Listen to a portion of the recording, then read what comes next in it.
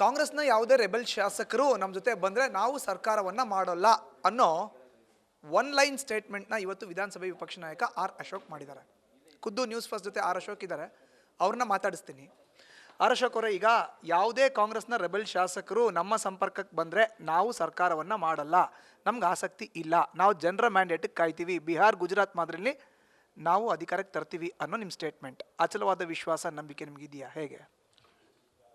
ನಮಗೆ ಬಿಹಾರ ಚುನಾವಣೆ ಆದಮೇಲೆ ಆಂಧ್ರ ಪ್ರದೇಶದ ಚುನಾವಣೆ ನೋಡಿದ ಮೇಲೆ ಇಡೀ ದೇಶದ ಜನರ ಮ್ಯಾಂಡೇಟು ನರೇಂದ್ರ ಮೋದಿ BJP ಕಡೆ ಇದೆ ಅನ್ನೋದು ಸ್ಪಷ್ಟ ಆಗಿದೆ.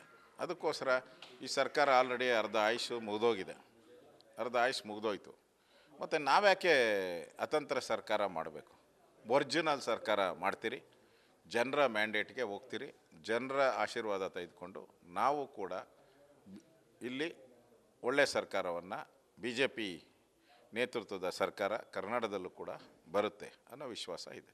ರಾಜ್ಯದಲ್ಲಿ ಕಾಂಗ್ರೆಸ್ ನಾಯಕರ ಗೊಂದಲ, ಈ ನಾಯಕತ್ವ ಬದಲಾವಣೆ, ಸಂಪುಟ ಪುನರ್ರಚನೆ, ಈ ಎಲ್ಲ ವಿಷಯಕ್ಕೂ ಸಂಬಂಧಪಟ್ಟಂತೆ ತಾವು ಇವತ್ತು ಮಾಡಿದಂಥ ಪ್ರೆಸ್ ಮೀಟಲ್ಲಿ ಈ ಸ್ಟೇಟ್ಮೆಂಟ್ನ ಮಾಡಿದ್ದೀರಿ. ಎಲ್ಲ ಒಂದು ಕಡೆ ನಿಮ್ಮ ಹೈಕಮಾಂಡು ನಿಮ್ಗೆ ಏನಾದರೂ ಸಂದೇಶ ಕಳಿಸಿದೆ ರಾಜ್ಯ ನಾಯಕರಿಗೆ, ಯಾವುದೇ ಆ ಥರ ಪ್ರಕ್ರಿಯೆಗೆ ನೀವು ಕೈ ಹಾಕಬೇಡಿ ಅಂತ?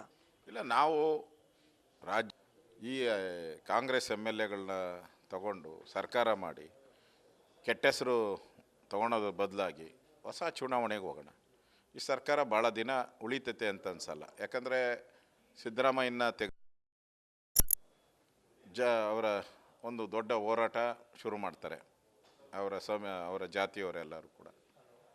DK ಶಿವಕುಮಾರ್ ಮಾಡಿಲ್ಲ ಅಂದರೆ ಅವರು ಕೂಡ ಜಾತಿ ಹೆಸರಲ್ಲಿ ಹೋಗ್ತಾ ಇದ್ದಾರೆ. ಒಟ್ಟಲ್ಲಿ ಸಿದ್ದರಾಮಯ್ಯ ಮತ್ತು DK ಇಬ್ಬರು ಜಾತಿ ಹೆಸರಲ್ಲಿ ಹೋರಾಟ ಮಾಡ್ತಾ ಇದ್ದಾರೆ. ಆ ಜಾತಿ ಸಂಘರ್ಷ ಸಿದ್ದರಾಮಯ್ಯನವ್ರಿಗೆ ಹೇಳಿ ಮಾಡಿಸೋದು, ಜಾತಿಯನ್ನು ಎತ್ಕೊಟ್ಟೋವಂಥದ್ದಕ್ಕೆ ಸಿದ್ದರಾಮಯ್ಯ ಎಕ್ಸ್ಪರ್ಟು. ಅದರಿಂದ ಈ ಸರ್ಕಾರ ಭಾಳ ದಿನ, ಯಾರೇ ಮುಖ್ಯಮಂತ್ರಿ ಆದರೂ ಭಾಳ ದಿನ ಉಳಿಯಲ್ಲ ಈ ಸರ್ಕಾರ. ಈಗ ಅಶೋಕ್ ಅವರು ಒಂದು ಮಾತನ್ನು ಹೇಳ್ತಾ ಇದ್ರು, AICC ಅಧ್ಯಕ್ಷರು ಮಲ್ಲಿಕಾರ್ಜುನ್ ಖರ್ಗೆ ನಮ್ಮ ರಾಜ್ಯದವರು, ಅವ್ರೊಂದ್ಸತಿ ಸ್ಟೇಟ್ಮೆಂಟ್ ಮಾಡಿಬಿಡ್ಲಿ, 5 ವರ್ಷ ಸಿದ್ದರಾಮಯ್ಯನೇ ಮುಖ್ಯಮಂತ್ರಿ, ಬದಲಾವಣೆ ಇಲ್ಲ ಅಂತ. ನಾವು ಮಾಧ್ಯಮದವರೆಲ್ಲ ಎಕ್ಸ್ಪೆಕ್ಟ್ ಮಾಡ್ತಾ ಇದ್ವಿ ಮಲ್ಲಿಕಾರ್ಜುನ್ ಖರ್ಗೆ ಅವರು ಬೆಂಗಳೂರು ಬಂದಾಗ ಆ ಥರ ಸ್ಟೇಟ್ಮೆಂಟ್ ಮಾಡ್ತಾರೆ ಅಂತ. ಮಾಧ್ಯಮದವ್ರು ನಮ್ಮ ಮನೆ ಮುಂದೆ ಕಾಯ್ಬೇಡಿ, ನನಗೆ ಬೇಸರ ಆಗುತ್ತೆ, ಇದನ್ನು ಹೈಕಮಾಂಡ್ ನೋಡ್ಕೋತಾರೆ ಅಂತ. ಹಾಗಾದ್ರೆ ಮಲ್ಲಿಕಾರ್ಜುನ್ ಖರ್ಗೆ ಯಾರು? ಇದಕ್ಕೆ ನಿಮ್ಮ ರಿಯಾಕ್ಷನ್ ಏನು? ಮಲ್ಲಿಕಾರ್ಜುನ್ ಖರ್ಗೆಗೆ ನಿಜವಾಗೂ ಕಾಂಗ್ರೆಸ್ ಅಧ್ಯಕ್ಷರಾಗಿದ್ದೀರಿ ಅಂತ ಅವರ ಮನಸ್ಸಲ್ಲಿ ಇದ್ದಿದ್ದರೆ ಅವರು ಸ್ಪಷ್ಟವಾಗಿ ಹೇಳ್ಬೇಕಾಯ್ತು, ನೋಡಪ್ಪ ಅವತ್ತು CLP ಮೀಟಿಂಗ್ ಮಾಡಿ ನಾವು ಮುಖ್ಯಮಂತ್ರಿನ ಎಲೆಕ್ಟ್ ಮಾಡಿದ್ದೀರಿ, ಯಾವುದೇ ಬದಲಾವಣೆ ಇರಲ್ಲ, ನಾವು ತೀರ್ಮಾನ ಮಾಡಿದ್ದೀರಿ ಅಂತ ಒಂದು ವರ್ಡ್ ಹೇಳ್ಬೇಕಾಯ್ತು. ಅದನ್ನು ಹೇಳಿದಾರ? ಹೇಳೇ ಇಲ್ಲ ಇದುವರೆಗೂ. ಅವ್ರು ಪದೇ ಹೇಳೋದೇನು, ರಾಹುಲ್ ಗಾಂಧಿ ನೋಡ್ಕೊತಾರೆ, ಸೋನಿಯಾ ಗಾಂಧಿ ಅಂದರೆ ವಂಶ ಪರಂಪರೆಯ ಆಡಳಿತ, ಕುಟುಂಬದ ರಾಜಕಾರಣ, ಅದು ಕಾಂಗ್ರೆಸ್ ಪಾರ್ಟಿಗೆ ಹತ್ತು ಬಂದುಬಿಟ್ಟಿದೆ. ಅದರಿಂದ ಖರ್ಗೆ ಅವ್ರಿಗೆ ಯಾವುದೇ ಪವರ್ ಇಲ್ಲ ಅನ್ನೋದು ಅವರೇ ಹೇಳ್ಕೊಂಬಿಟ್ಟಿದ್ದಾರೆ. ನನಗೇನು ಪವರ್ ಇಲ್ಲ, ನಾನು ಹೆಸರಿಗೆ ಅಧ್ಯಕ್ಷ ಆಗಿದ್ದೀನಿ ಅಷ್ಟೇ, ನನಗೇನು ಪವರ್ ಇಲ್ಲ ಅನ್ನೋದು ಅವರೇ ಹೇಳ್ಕೊಂಡಿರೋದ್ರಿಂದ ಅವರಿಂದ ಏನು ನಾವು ಬಯಸೋಕ್ಕೆ ಸಾಧ್ಯ ಇಲ್ಲ. ಸರ್, ಒಂದು ಕಡೆ DK ಶಿವಕುಮಾರ್ ಶಾಸಕರ ಸಹಿ ಸಂಗ್ರಹ ಮಾಡ್ತಾ ಇದ್ದಾರೆ ಅನ್ನೋ ನೇರ ಆರೋಪವನ್ನು ಮುಖ್ಯಮಂತ್ರಿಗಳು AICC ಅಧ್ಯಕ್ಷರ ಮುಂದೆ ಹೇಳಿದ್ದಾರೆ. ಈ ರೀತಿ ಆದರೆ ಪಕ್ಷದಲ್ಲಿ ಗೊಂದಲ ಆಗುತ್ತೆ ಅಂತ ಜೈಲಿಗೆ ಹೋಗಿ ಬರ್ತಾರೆ, ಶಾಸಕರನ್ನ ನಂಬರ್ಸ್ನ ಕ್ರೋಢೀಕರಣ ಮಾಡ್ತಾ ಇದ್ದಾರೆ. ತಾವು ಕೂಡ ಹಿರಿಯ ರಾಜಕಾರಣಿಗಳು, ನಂಬರ್ಸ್ ಇಲ್ಲದೆ ಅಧಿಕಾರ ಸಿಗಲ್ಲ, ಕುರ್ಚಿ ಸಿಗಲ್ಲ, ಅದಕ್ಕೆ ದುಡ್ಡು ಓಡಾಡ್ತಾ ಇರೋದು, ಕುದುರೆ ವ್ಯಾಪಾರ ನಡೀತಾ ಇರೋದು. ಅದಕ್ಕೆ DK ಶಿವಕುಮಾರ್ ಅವರು ಕೇಂದ್ರದ ನಾಯಕತ್ವ ಲೀಡರ್ಶಿಪ್ ಏನು ಹೇಳುತ್ತೋ ಹಂಗೆ ಕೇಳ್ತೀನಿ ಅಂತ ಹೇಳಿದರೆ ಎಲ್ಲ ದೇವಸ್ಥಾನಗಳಲ್ಲಿ ಪೂಜೆ ಯಾಕೆ ನಡಿಬೇಕು? ಸಾಧು ಸಂತರೆಲ್ಲ DK ಶಿವಕುಮಾರ್ ಮನೆಗೆ ಯಾಕೆ ಹೋಗಬೇಕು? DK ಶಿವಕುಮಾರ್ ಸಿದ್ದರಾಮಯ್ಯನವ್ರ ಬೆಂಬಲಿಗರೆಲ್ಲರೂ ಕೂಡ ಸಿದ್ದರಾಮಯ್ಯನ ಮನೆಗೆ ಯಾಕೆ ಹೋಗಬೇಕು?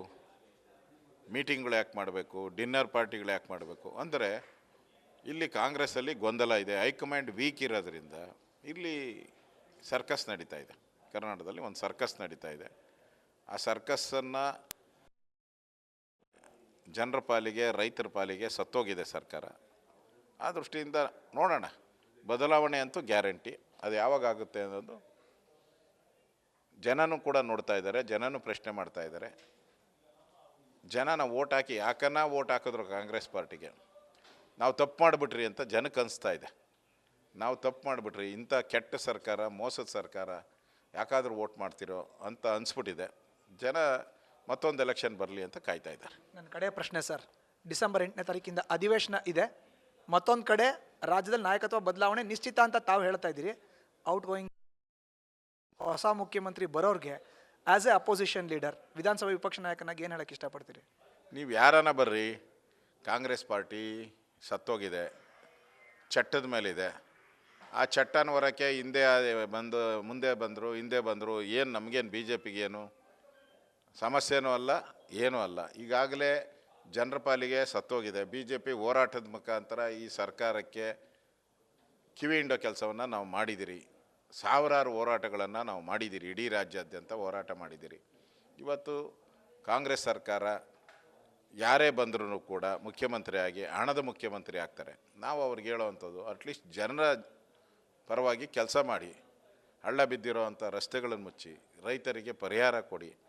ಈ ಬೇಡಿಕೆಯನ್ನು ಮುಂದೆ ಬರೋವಂಥ ಮುಖ್ಯಮಂತ್ರಿಗೆ ನಾನು ಆಗ್ರಹವನ್ನು ಮಾಡ್ತಾಯಿದ್ದೇನೆ. Thank you sir. ಇದು ಒಟ್ಟಾರೆ ಆರ್ ಅಶೋಕ್ ಅವರ reaction. Camera person Murali Kumar ಜೊತೆ Madhusudan, News First Kannada, Bengaluru. News First ನಿರ್ಭೀತಿಯಿಂದ ನಿಮ್ಮ ಪರವಾಗಿ.